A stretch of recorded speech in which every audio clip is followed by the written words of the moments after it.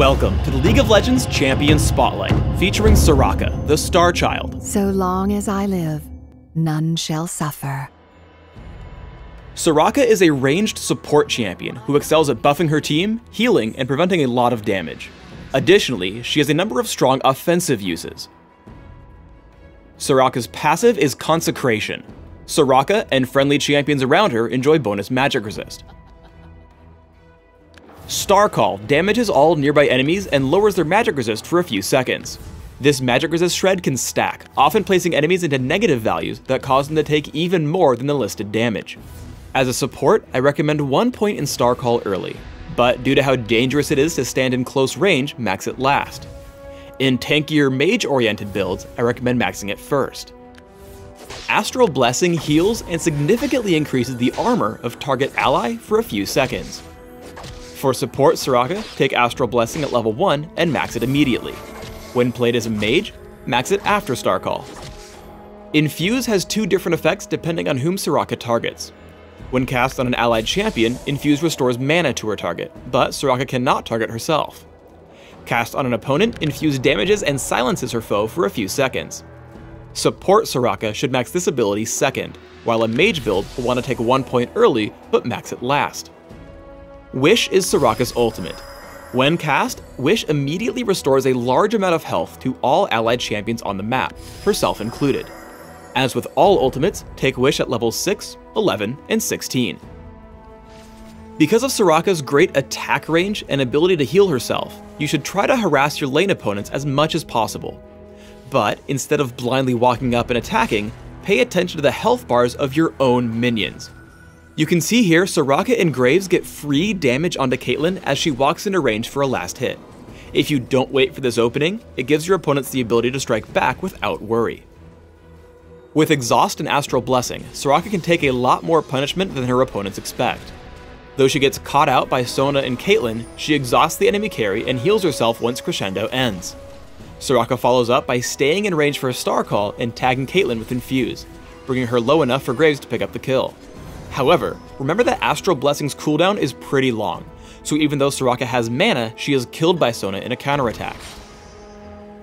Soraka's deceptive tankiness is proven again as she gets jumped by Hecarim, Caitlyn, and Sona.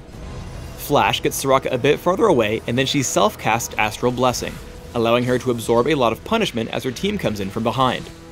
After Sona falls, Soraka keeps herself alive with Wish, exhausts Caitlyn, and silences her ultimate. Popping Shirelia's Reverie, Soraka escapes and allows her team to chase down Caitlyn for the kill. Don't get overconfident.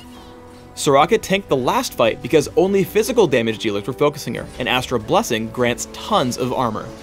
In this clip, Soraka's caught out in front against significant magic damage, and enough crowd control to prevent all of her healing. Now let's talk about her early game as a primary mage. In the beginning, rely on your basic attacks instead of Star Call for killing minions. Using Star Call will place you in significant danger of a gank, so it's better to farm from a distance. Star Call does, however, deal incredible damage in team fights. Soraka follows as Lee Sin charges into a fight against Skarner and Katarina. Summoner Heal just barely keeps Lee Sin alive, while Star Call begins to wear down the health bars of her enemies. Skarner falls dangerously low, but a last-second shield and then flash keeps him from dying. When fighting in direct champion combat in lane, a mix of Infuse and Star Call tends to deal more damage than your opponents expect. As Katarina dives in on Soraka, the silence from Infuse prevents her from doing anything further, while Star Call continues to take down her health. Ultimately, Soraka is able to drop Katarina to about half without suffering almost anything in return. One fun trick when pushing as Soraka is to wait until an allied cannon minion takes some damage from the enemy turret, and then target it with Astral Blessing. The combined heal and armor buff make it significantly stronger at tanking the damage. Soraka has to manage all her abilities well in a late game teamfight. First, she quickly interrupts Katarina's Death Lotus with Infuse. Second, she constantly stays in range to land Star Call, dealing significant damage and assisting Rumble's damage output as well. Third, after the opposing team counterattacks, she makes sure her full team can benefit from Wish, keeping Rumble alive until they can bring down Caitlyn. The continued use of Star Call and Infuse at this point serve to bring Sona extremely low and take down Caitlyn in a one-on-one. Astral Blessing completely shuts out Caitlyn's damage output before she turns to grab Sona and then move on to Skarner.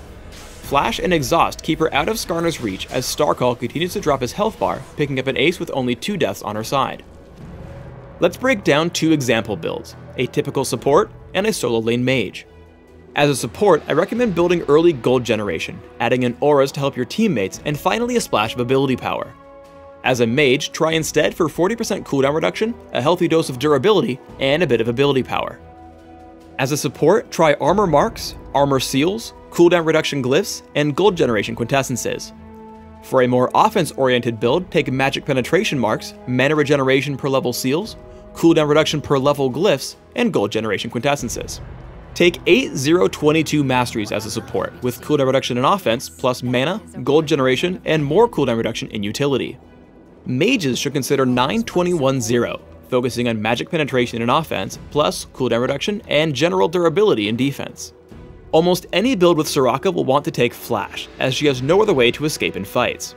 Aside from that, support Soraka with Exhaust will be able to weaken threatening enemies, while a solo lane Soraka should take Heal because she wants to be the last champion standing in a fight as she relies on Star Call stacks.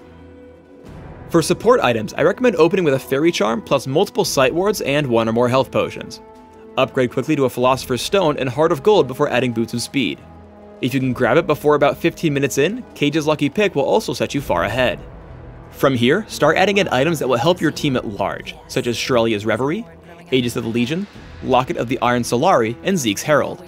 Finally, adding a Rabadon's Death Cap at the very end will increase the potency of your heals, keeping your team alive longer. For a more carry-oriented build, start out with Boots of Speed and health potions, adding in a Philosopher's Stone early. Rush a Rod of Ages, upgrade to defensive boots, and start on Frozen Heart. From here, adapt your build. Riot's Crystal Scepter, Abyssal Scepter, and Rabadon's Death Cap are all great options to increase your durability and damage output. Thanks for tuning in to the Soraka Champion Spotlight. Please subscribe to the Riot Games YouTube channel above and leave us your comments just below the video.